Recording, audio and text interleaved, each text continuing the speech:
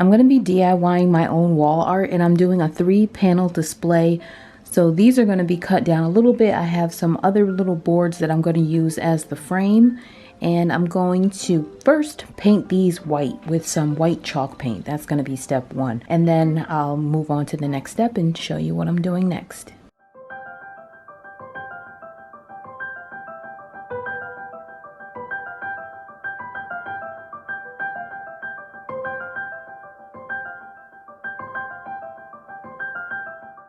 And here they are all painted. They're just about dry. I didn't have to paint the very bottom of the top of that one because the ends are going to be cut off. They measure 2.5 feet this way and they measure 4 feet this way, but I only need 3.5 feet. So this 6 inches is going to be cut off, and so is that. And then I'm going to cut that top part off. I'm starting out here by measuring the paper. The boards, again, were 2.5 by 3.5, so I'm trying to get as close to that as I can.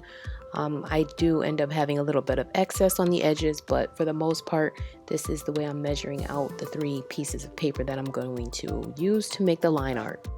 And I got the roll from Amazon. It was quite inexpensive. I'll link to it below in case you're interested. The paper is very high quality. It doesn't tear easily. It's almost like working with fabric. So I'm just making the first cut here. And then I'm just going to pull it down and make the other cut. And then I'm going to cut through the folded side. And then I'll have my evenly cut pieces of paper.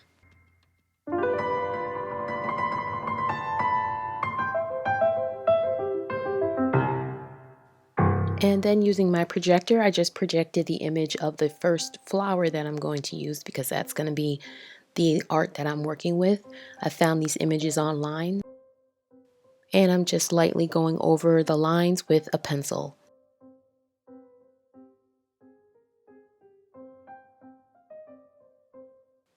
And I'm continuing with the next flower, which is this rose. And I'm using my phone as a little guide just to make sure that I'm getting all the lines. Even though the image is here, it's kind of hard to see up close. And this is the third one. Again, just tracing over everything and checking the phone to make sure it's accurate. And then I have them all complete. And then I'm just going to take this thick Sharpie and I'm just going over the pencil lines.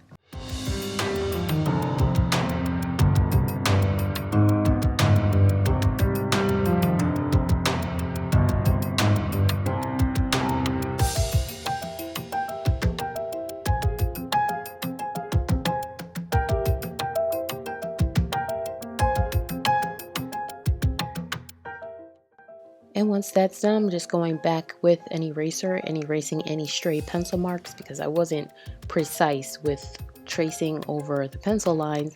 So anything that was left over, I'm just erasing that.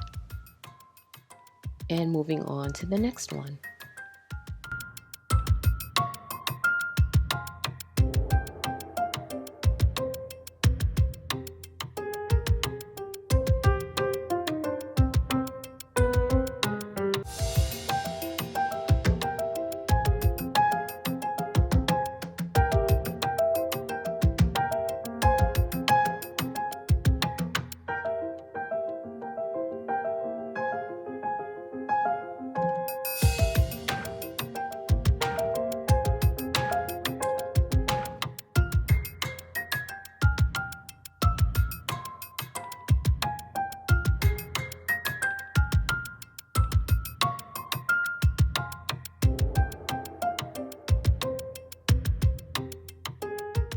And then for each one, not only did I erase the pencil lines, but I made some of the lines thicker and just straightened out a few of the edges that weren't all the way drawn in. And now I'm working on the third flower, and I'm going to do the same steps with this one.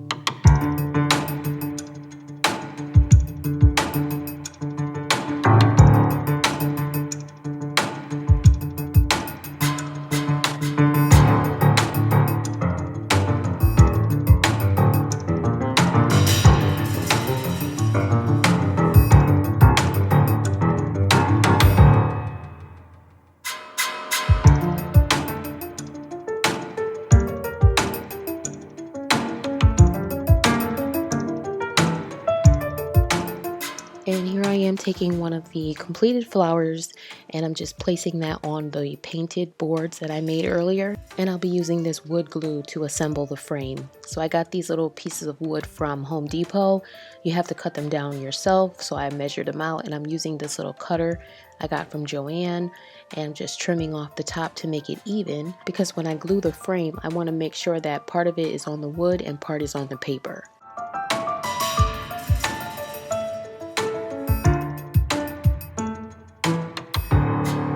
So as you can see here, the frame is actually holding the paper onto the board. And I'm just clamping that down, and I'm going to repeat the same step for the other 3 sides.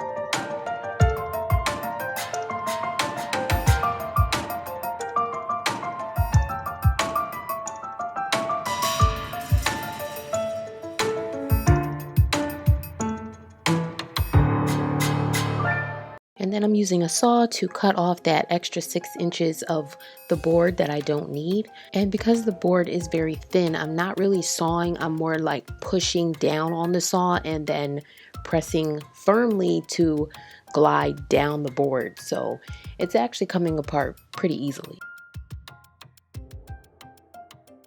And the boards, I actually got a big scrap piece from Home Depot. It was only $4 and someone in the store cut it down to the 3 boards that I needed.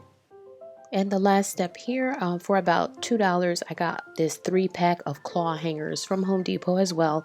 And I'm putting them on the back of each board. I can't hammer these nails in too far because even though they're really short, they still will go right through the wood. So I had to hammer them part way through, and then I just used some hot glue around the edge to keep everything firmly in place. And here's the final result of all 3 of the pieces up on the wall. This is replacing a gallery wall. This is not the end result of this makeover in this room. I just wanted to get these up and ready to go. When the warmer months come, I'm going to be painting this room over a different color and patching up some of the holes that were left behind from the gallery wall. But as you see, these are very flat against the wall. They don't stick out very far into the room at all, which is perfect. They're a nice height above the couch. And if you stay tuned, I'll share with you more updates that are going to be taking place in this room. But that final reveal hopefully will be coming soon. And stay tuned for that if you're interested. And just showing a quick overview of all 3 of those. And that is that. So I hope you liked this video. If you did, please give it a thumbs up below. And I thank you so much for watching. I'll see you in the next one.